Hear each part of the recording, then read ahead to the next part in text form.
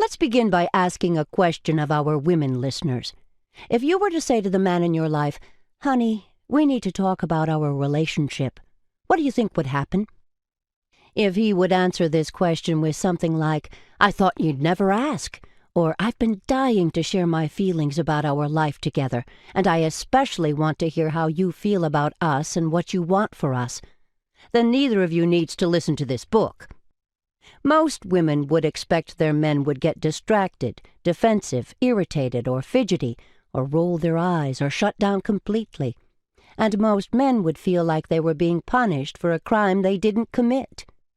Undoubtedly, you've had the conversations we are talking about. She knows her lines, he knows his, and it always ends up worse than it started. No wonder the 5 words a man dreads most are, "Honey, we need to talk." We make it a point to ask the women in our workshops and therapy how making men talk about the relationship has worked in the past. Most say something like, "It didn't work because he can't communicate.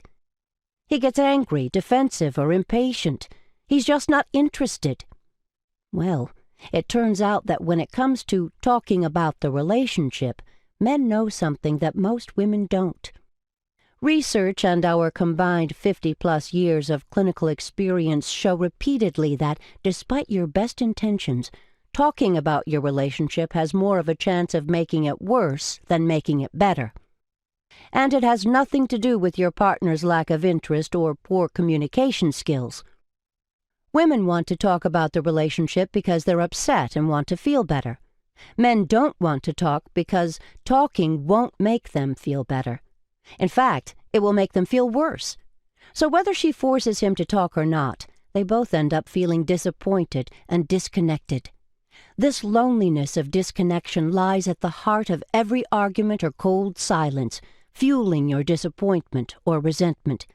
It also leads to the distance that can ultimately tear your relationship apart.